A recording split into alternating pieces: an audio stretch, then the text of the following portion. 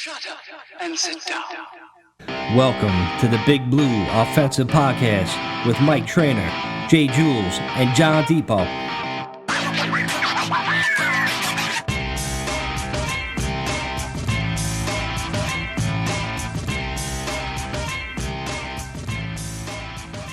Hey, what's up, everybody? Welcome to the BBO NYG Podcast. I'm Mike. That is Jules. That is John.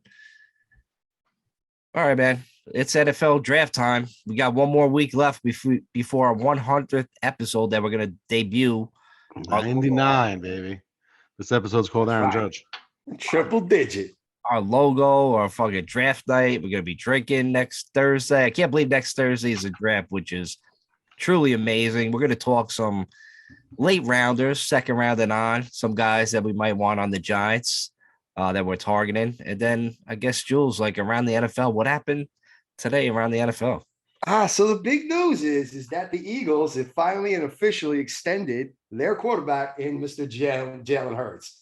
And he makes himself the highest paid NFL player. Or the Eagles made him the highest paid NFL fucking player. It's insane. Jalen Hurts currently, and obviously this is going to change, is currently the highest paid player in the NFL. Not Pat Mahomes, that's got 2 Super Bowl rings, right?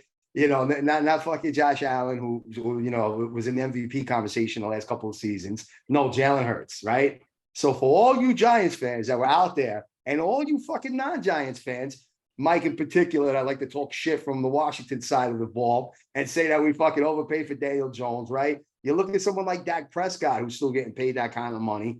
Dude, this is a bargain that we have him at. It's not going to hit the cap that hard because a lot of the dead money is earlier on, but yet we did a lot of signing bonus. So he gets a lot of that money in that sense where it doesn't hurt us against the cap. It progresses as the years go on. So the better he does, the better it is for us, right? So therefore, we'll keep him on that contract because clearly we don't have to keep him for 4 years. Unlike this Jalen Hurts contract, that pretty much, like I'd say 50, 60% of it is guaranteed on top of it. So it's like ridiculous what the Eagles are going to have to pay for him.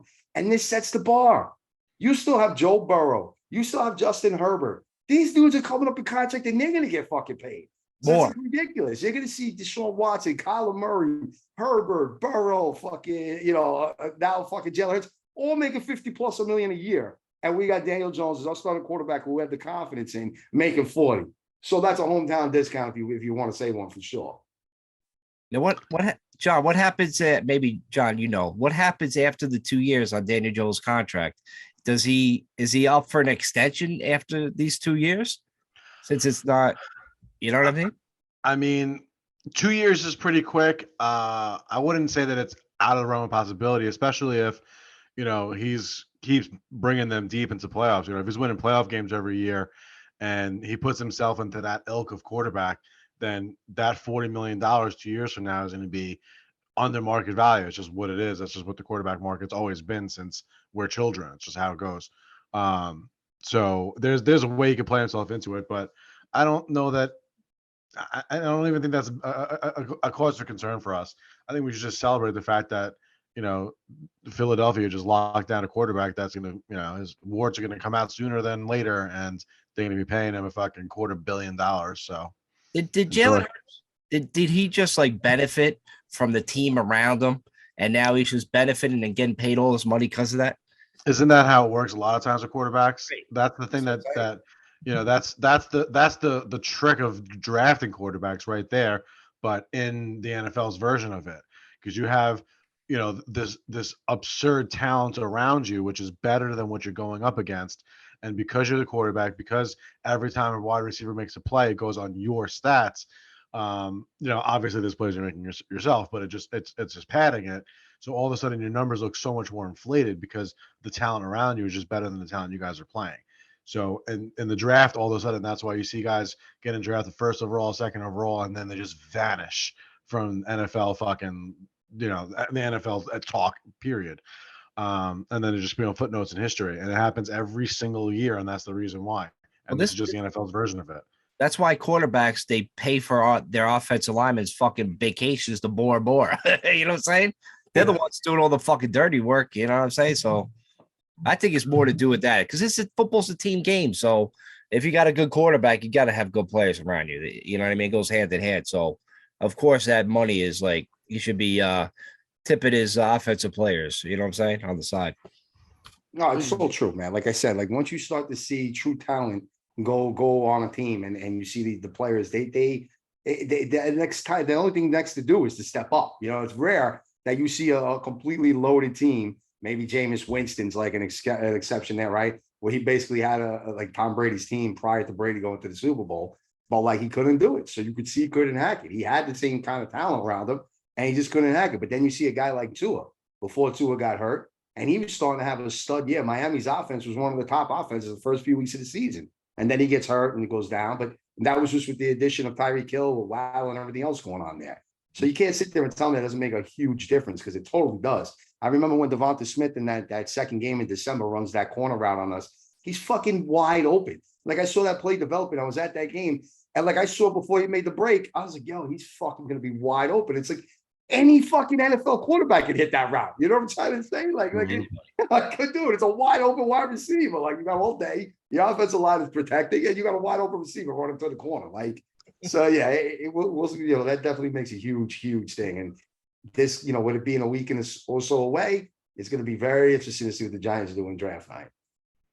Of course, you get a lot of people on Giants Twitter like bashing Daniel Jones for some reason. The Daniel Jones haters got to come out again, and they got to compare. Oh, you know, Hurts, he's making so much money later on in this year. He only got like a $6 million cap hit this year. He's a team guy. Compared it to Daniel Jones, I'm like, you guys, they look for anything and everything. I don't understand this fan base sometimes because you just don't hear it at any other fan bases, right?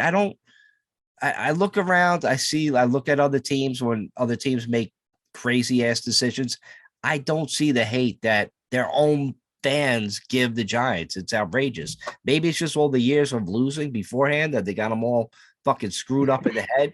Maybe they were young when we're winning crazy Super Bowls like every 4 years. Maybe they just like thought we were just winners. It's football's going to be like that for maybe they're spoiled. I don't know, but it's getting out of hand. I'm sick and tired of reading shit like that too. I think just too many people live in the Northeast, and people hate people, and that's the biggest thing. Because it's it always happens, bro. Like the New York fans are just like that. Every possible excuse they could have to hate somebody, when they want to hate somebody, they're going to find it, and they're just never ever going to stop. They did it all throughout Eli Manning's career, up until a month before he won a Super Bowl, hours before he won his first Super Bowl. Then a year later, proceeded to do it again and again and again until he won his second Super Bowl. Then they laid off for him for a little while, and then again for the last 7 years of his career, all they did is fucking abuse Eli Manning, and still do to this day, saying that he shouldn't be in the Hall of Fame after having two of the greatest Super Bowl performances that have ever happened in the entire NFL history. And everything else has gone along with it. 210 plus games started, all that other shit. And then you find that within your own fan base. And I think it's just because people there's too many people in the New York metro area, so people hate people, and they just need to vent. And this is just one of the ways I they do do. like that, actually.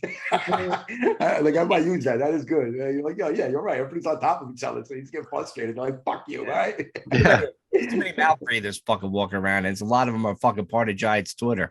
But anyway, did you guys see that fucking Lombardo fucking thing that he said that Matt Lombardo? Yeah, that creep is still around. Dude, he's putting out things like in the Giants locker room, they're mad because Daniel Jones got paid and guys like Barkley is not, and it is causing a rift in the locker room. Meanwhile, Barkley was out in Arizona training with fucking Daniel Jones and the rest of the guys like fucking 2 days before he came out with this fucking sad story.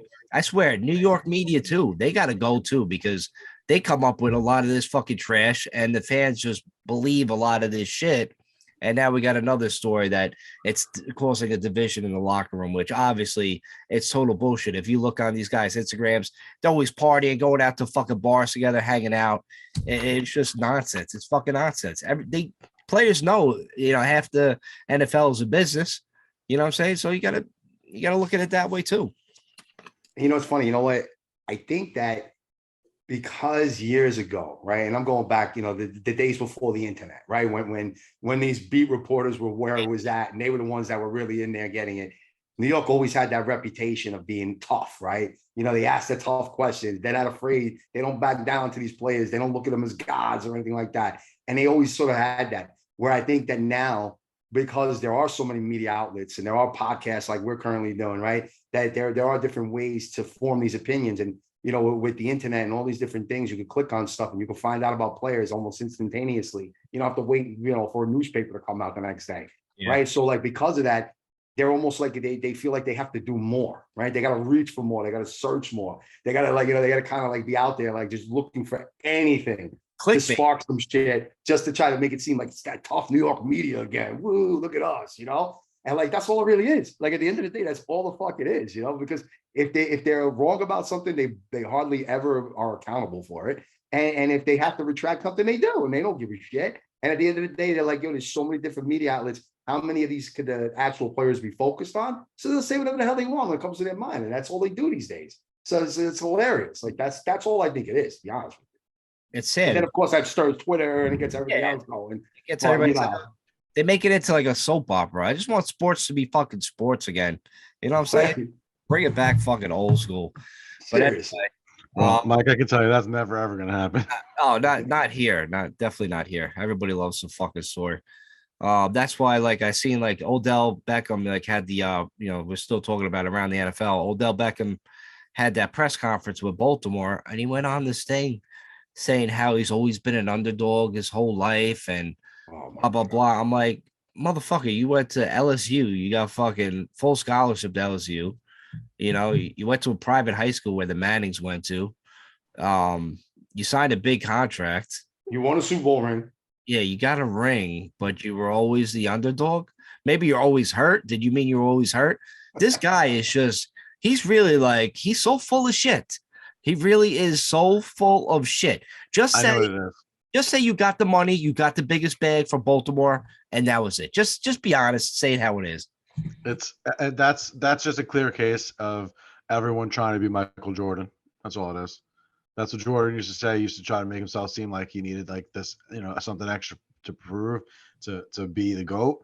And you know, all athletes respect that. So they have to put themselves in a position where they feel like they're being attacked or whatever the case is to, you know, make He's them just feel full a of certain type shit. of way. He's just complete full of shit. Well, that's what it is. Yeah, I It's can't wait to see completely Baltimore ridiculous. fucking fall on their faces this year. It's gonna be great. Yeah, for real. For real. I can't wait to see that too. But anyway, any other news around the league that you guys picked up on? I Nah, have man. news. What? I did a fucking mock draft and I traded down. A mock draft and trade down. Well, I guess we're gonna go right into it. It's draft season. All right, That's a John. little over a week away. Yeah, like, all right, John, you started it, man. Like, what'd you do in your mock draft? Who's guys that you're targeting? What's this draft thing you're doing? Trading down? What are you doing, man? I don't know. I was just to see some of the names of the guys, you know, in the, you know, that we might be able to take in the second and third round and stuff like that. I was just, you know, I was watching that show Dahmer on fucking Netflix. I was doing a few mock drafts and just playing around, and then I ended up getting an offer, and I was like, oh, this actually doesn't make any sense not to do this. So I went to the 25th pick, traded with Buffalo for the 27th pick, and gained the 59th pick. I was like, yeah, that's Okay. All right. something we want to do. But then I went a cornerback in the first round, and in the second round, I got a wide receiver and wide receiver. Yeah, who are these guys? So I got Keely Ringo in the first round, cornerback And out of again, Georgia. so real quick on Ringo, right? He's the cornerback out of Georgia. And Georgia. he basically, you know, he was supposed to be one of the top ones. Right. Had a bad combine, was hurt a little bit. They're saying that it could be the fact that Georgia has that sort of cast of a defense around him where he may have been masked for some of his weaknesses. So they are down on him. But there is a real good possibility that he might fall to the second round. I don't know if he would make it, you know, all the way to what we pick, like, what is it, 57th or whatever the hell it is, the second round. But, you know, to take him there in the first, it's a little bit of a gamble, but he definitely has that upside to him too. So that's not terrible. Yeah, you know, you traded down, you gained the 59th pick with that. So, and you got a cornerback there with upside that if it does work out, you got the fifth year option on him. Then I got Rashi Rice and A.T. Perry. Oh, I love him. A.T. Perry was my guy, John. That's the guy I want. He's 6'4". He's one of the tallest wide receivers in the draft. He wins one-on-one battles.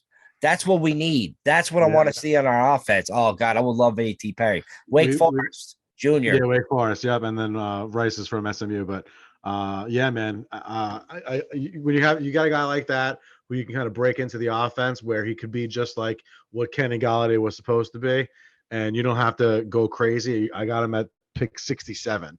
You know, that's probably where the third round pick. Yeah, it's probably right there. Yeah, so I mean, that's what more could you possibly ask for at that spot? You go wide receiver back to back, or whatever you want to do. You get an offensive lineman and a wide receiver in that, and later on like that. Man, I'd take that in a fucking second. Absolutely. What about you, Jules? Who are you looking at? I mean, for me, like I said, everything, it's tough, dude, because it's really going to come down to what happens in that first round. So that's why next week, I think I'll have a better, we'll be going live. So like I'll be, shouting my head off when we get around that 25th pick, but I'll also be making a hell of a lot of predictions. Jules, you're going to be still on the board. Huh? So you're going to be past that by pick 27. Oh, probably, yeah. I'm pretty damn close to it where I'll be like, wait, did we pick yet? No, but seriously though, like, I think I'll have a better real feel in that second round after round one is done. I mean, that's how I've been kind of going off of it the last couple of seasons, with the exception of maybe last year, but the two prior, with knowing that like McKinney was still there and that was like fucking, oh my God, slam dunk fucking pick in the second round. Ojulari, huh? I was going to say Aziz, your boy. Oh yeah, no, yeah, yeah. So yeah, then Ojulari slipping to where he did in round two. And then like I said, last year, I'm gonna give my boy Wendell another try here. But I'm not gonna hate on him until hopefully he recovers and he's ready to go for this season and he can light it up. But that's what I think it's gonna come down to. It's really because it's important to see what we do in round one. It's important to see who slips to us there, because like let's just say, for example, we did something crazy where I did Bijan Robinson, right? And we take him. Let's just say we do, right? Because there is some whispers. We talk about a divided locker room and they didn't want to pay Barkley. Let's just feed into that nonsense, right? But again, just feeding into the nonsense. And we take him there. Mute him. Chances are we're not taking a wide receiver in the second round. No, I'm just saying, but chances are we're not taking a wide receiver in the second round if we do that. Right. So now you're looking at maybe like a linebacker like Jack Campbell. If he's there in round two and he makes it that late, which I don't think he will, I think he's probably a little early second round pick now. But if Jack Campbell's somehow there, oh my God, out of Iowa, that dude is a beast, bro. He would fill in perfectly for what we have and where we would need him to play. And like he'll literally just fucking kind of be a day one starter, in my opinion. So that's a guy that I'm definitely looking at. There's a couple of centers that are out there that could fall to that spot in the second round, like where we're drafting.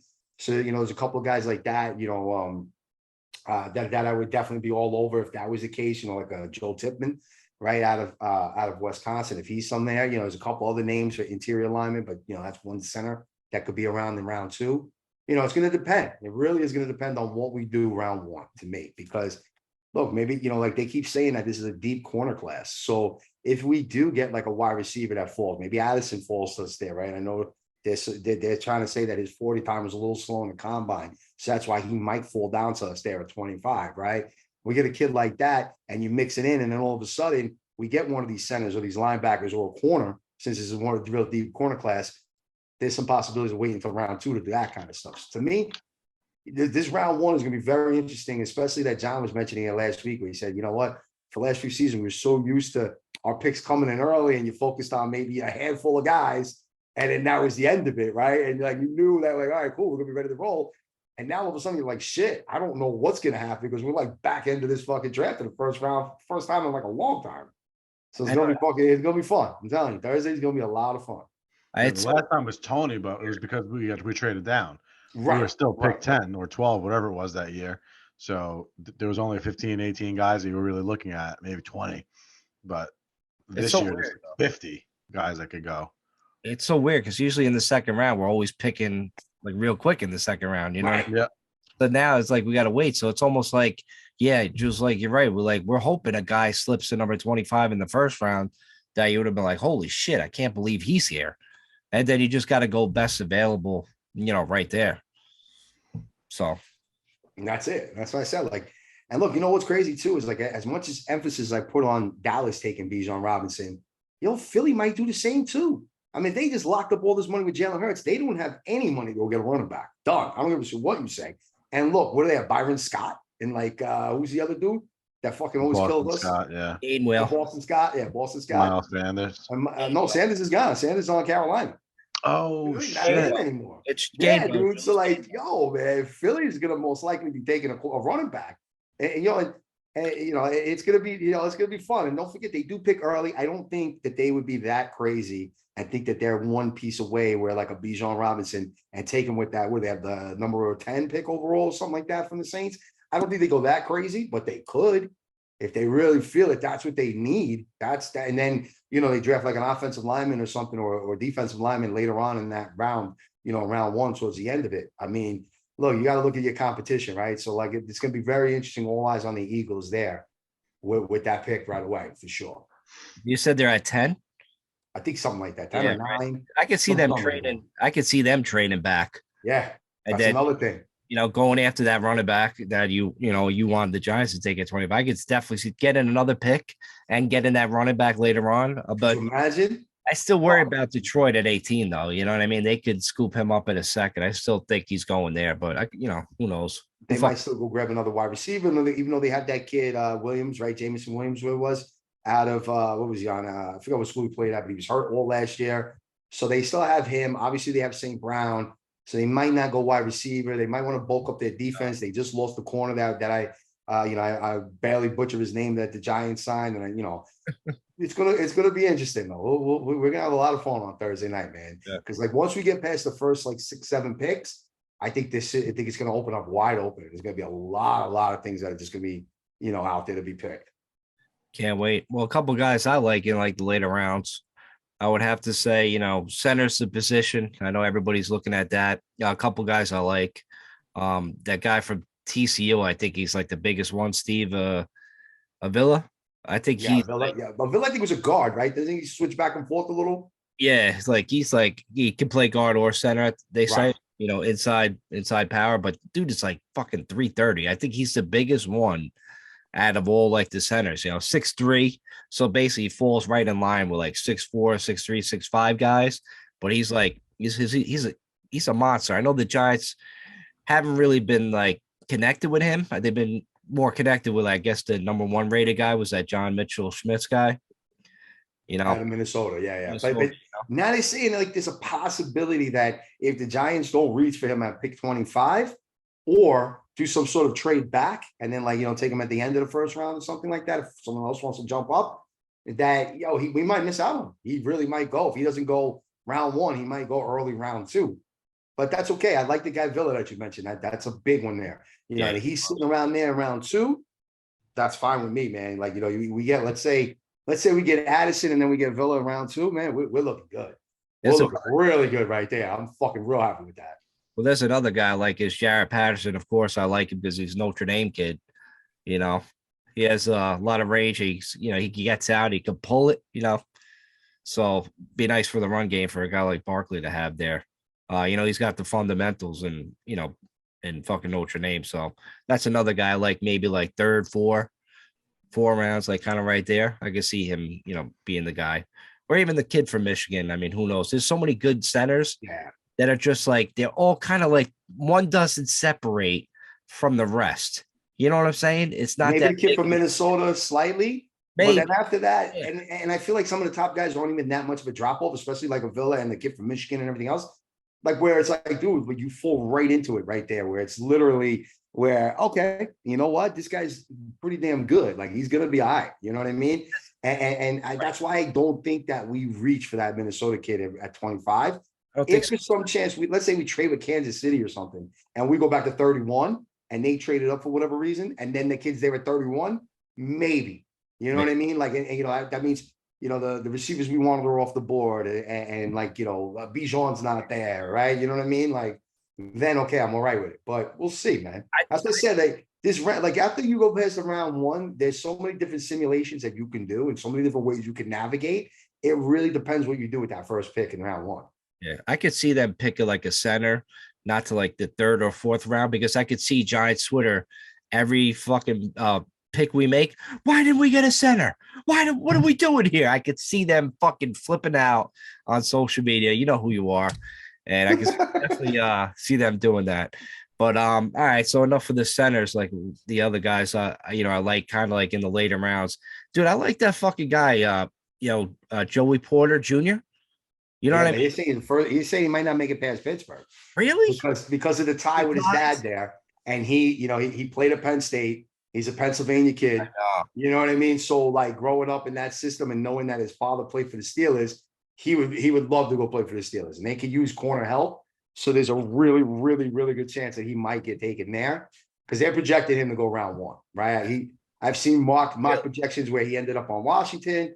I've seen mock ones where he ended up in Pittsburgh, and I've seen mocks where he was there for us to take us at 25. So, again, this is where it goes back to that whole thing. If Porter's sitting there at 25, maybe you might take him. You might take him. Yeah, dude. If he's sitting there, even ahead of the wide receiver shows, I got to be honest, I would probably take Porter. It depends what wide receivers are there. You know what I mean? Like if you're gonna tell me Addison's there and I have Porter, oh man, I'm gonna be ripped apart. In all honesty, because I get my Penn State guy in Porter, but I've been fucking raving about Addison all friggin' this whole month and shit. So yeah, dude, that would tear me up. I wouldn't know which way to go. Yeah, I'd have to just close my eyes and trust. Yeah, right. Yeah, because there's still some guys, like you said. I know you guys mentioned Ringo before, Forbes. I think Witherspoon's like the top guy to, top rated guy. But yeah, I mean, who the fuck knows, man? It's gonna be interesting to see who slips and who's available at 25 for us. It's gonna be interesting to see what they do, man. No, it always is because like you can like as much as these guys, these experts and everything, all these mock drafts and do that, there's always a handful of players that end up going too early, too late, slip in there, are huge surprises. No one expected this. No one did this. This team traded up. This team traded back. That's what the NFL is. That's what this draft is all about, right? So you really, really can't tell. That's why you just got to kind of have to throw like a handful of players out there, and whoever's like there when it comes time to pick, and then you start narrowing doing down the field and figuring out who's doing what's what. So, pretty bit of good news here, guys. The draft marks basically the halfway point of the offseason. So in a few weeks, we can say that we're closer to the 2023 season as we were to than we are to the 2022 season. So we're halfway there. We're in let's call it the top of the fifth right now. Time flies, man. I'll be starting the week after that. I'm starting softball, and then during softball, towards the end of the few last weeks, then it's like all of a sudden the Giants are playing preseason games, and we're talking about that. It's just crazy how it sneaks up on you, man. It goes by really, really fucking quick. Just too quick. It's scary how quick it goes. It really is. I think like the Earth spun like something's wrong. Like the Earth is spinning too quick because I feel like I'm 20 years old still. I swear to God, like I should be this old. You know what I'm saying? I just feel I'm like, what the hell happened the last few years? Yeah, it's like it's wild. Like the last 5. No. Yeah, I'm still 29, man. Everybody asks me, I'm still 29. I'm still fucking using that fucking 29. Just go in and tell him you're 7. What do you guys think? You think there's any like big trades that go down on draft night, like a D-Hop or some of the other guys that kind of been like linked to be trade rumors? Because they got to go down that night if it's going to go down, right? You would think by now, like, what teams are waiting for. Again, look, and I don't want to sound like a broken record here, but like that's literally what happens, right? The way the draft unfolds, the way these players come out and they get drafted and all this kind of stuff happens, all of a sudden a team can be like hot for somebody and they're willing to make a move like Tennessee did that time, right? Where they let AJ Brown go because they traded up and they got this, they got a first round pick and they were hot for it. You know what I'm saying? And now all of a sudden it's like, oh, well, the Eagles were in the Super Bowl and you guys weren't. So I guess they got the better of the deal, but you never know. But like, look, there'll definitely be some trades. Do you think there's definitely going to be something? Do you think we make any trades? Possibly, but I don't know. Like the only way I see us making a trade is if they are dead set on one of these wide receivers and, Baltimore, but see now Baltimore just went out and signed Odell Beckham. So could they still be in the market to take a wide receiver round 1? Possibly, but it doesn't seem as pressing as it once did a couple of weeks ago, right? Where you figured that, oh shit, maybe we're going to have to jump them. Outside of that. Especially with the money they spent. There's a lot of resources they spent on Odell, right? Which is there's a lot of different things that could happen with that. That's not just about him getting on the field. So, yeah. So that means that's why, like so because initially, yes, I thought perhaps if there was a wide receiver that we're dead set on, I could see us trying to jump up for there. I mean, look, who's to say that we're not dead set on Jerry Porter? And now we want to jump up for that kid, and all of a sudden we do so because we want to get ahead of the Steelers. You know what I mean? Like there is a possibility there if they're that like dead set on this guy. But for the most part, no. You know, giving up that 3rd round pick, which is perfect, by the way, for Darren Waller. I'm not saying anything bad about it. But ever since we made that move, I felt like that was our bargaining chip to move up. Like, you know, we would have done something where we would give them this year's 3rd, the 1st, and then like something again next year. Mm-hmm. And since we don't have that, I think the likelihood of us trading up is smaller, unless there's just, like I said, something that's ridiculous out there and they're like, fuck, we need to make this move now. I just wonder who's available besides like D-Hop or, you know, is there going to be a center? You know, Bob, I know like the Colts, right? Remember the Colts were trying to push, you know, their center to be traded. Yeah. And we haven't heard anything. That's a rare position to be traded on fucking draft day, bro. Yeah, you never really hear shit. But I tell you, man, we're going to be surprised because it's different now because the trades, the manager. Remember back in the day, NFL never made trades. If you were on that team, you're on that team and you ain't moving. You know what I'm saying? You're stuck there. But nowadays, shit, man, dudes are just bouncing around, bro. And look, not to like, I hate to fucking have to give credit to it, but the person and team that literally gets the credit for breaking that is the Cowboys and Jerry Jones. And I literally watched it because, you know, I get all hyped up and I watch old drafts because watching old drafts make you realize one of two things. Either A, nobody's guaranteed. And I don't give a shit if you're picking, you know, from, 1 to 10, 1 through 10. Yeah. Then, like, I think it's like the 2014 draft where like 7 of the 10 first picks were busts. It's something crazy. It's like the worst draft or whatever. Right. It was 2014, right? So, you know, I go back and I watch these ones. And then it was the one where, you know, the Herschel Walker trade, right? Where Minnesota was so hard up for them and they were getting all these things. And, you know, Jerry Jones kind of kept it in his back pocket that if he didn't keep these players, he got extra draft picks. And when he didn't keep any of these veteran players that Minnesota gave them, he literally was like trading picks for days. And they were like coming in and they were like, what do you mean you just traded with the Raiders? We don't trade with the Raiders. And he's like, what are you talking about? He goes, I just came from college, but I'll trade with anybody. And they like, it was insane. Like the number of trades that they made throughout that little dynasty run and I kept saying Jerry Jones. I meant, well, Jerry Jones came in as the owner and he hired fucking, I can't even think right now, but the head coach there. But anyhow, they made like 50. Why can't I think of his name either? Yeah, Jimmy Johnson, right? Yes, so, thank you. Sorry, but I kept saying, but the funny thing was is that him and Jimmy, basically Jerry Jones and Jimmy Johnson grew up together in fucking, that's where their connection came from. And that's why he hired him out of winning from Miami for the Hurricanes. All said in one of these little specials when they go and they break down this trade, but it was like over a 4 or 5 season period where they made like 53 trades. Okay. 53. It's absurd, dude. Like they were just trading and trade back and trade this. And they built a sick fucking dynasty doing that shit. Right. So, like everything else, the NFL is a copycat league. And they literally started fucking just copying everything. And that's where progressively from that late 90s into the early 2000s, all this shit became open. And the last 20 years has been all about these kind of trades and teams making moves. And, you know, you had the Ricky Williams thing with New Orleans, and they gave up fucking a boatload of shit. Yeah. So, you know, it's interesting how like all this starts and when it starts, you know what I mean? So yeah, it went dormant though, because like what you're saying, like that all happened, I guess, in like the 90s, right? Yeah. So, but you get into the late 90s, 2000s, into even the early 2010s, it wasn't really like this, where it's just trades and trades and trades. I'd say probably since like 2017, 2018 was when you really saw like an NBA, MLB like trade market. And before that, you didn't really see that at all. So that probably don't forget how Eli Manning became a Giant. Yeah, I'm not saying a lot of moving pieces in that draft. Yeah, I'm not saying it didn't exist, but the flame was on simmer. Now that shit's on fucking medium high. Well, you know what it is, right? Like they saw what the Cowboys did, and teams, you know, as much as they wanted to be a copycat, there's a gap. They also feel the fucking Minnesota Vikings that got burned, right? And then you saw what the Saints did when they had a hard on for Ricky Williams when he was coming into the league, and they fucking basically gave up their future for him.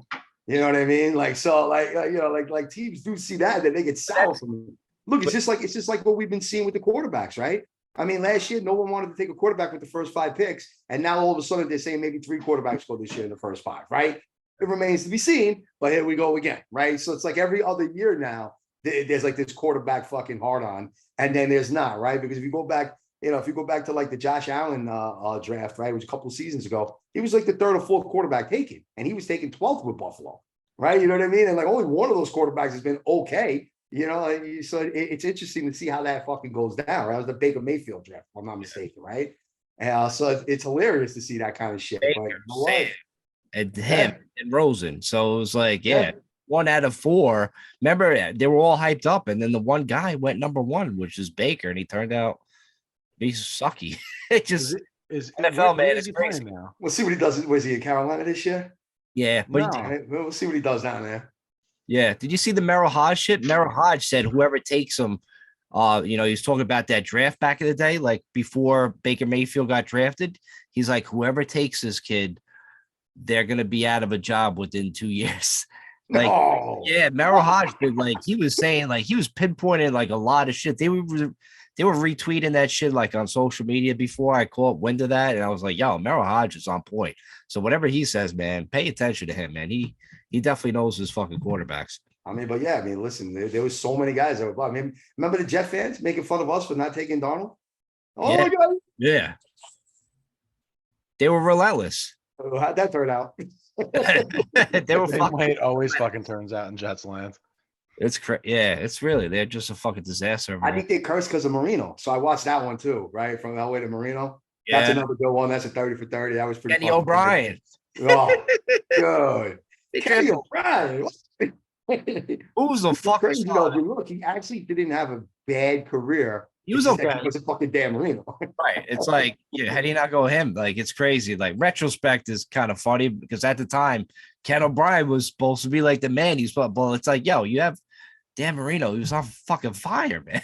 Like, it's crazy, man. Yeah. And back then he played for a Division II school where he lit it up, but it was like, it's not like a Division II school nowadays. You know what I mean? Where like, guys fall off or they don't make the grades or something like that. So you get a lot of talent in some of these schools now.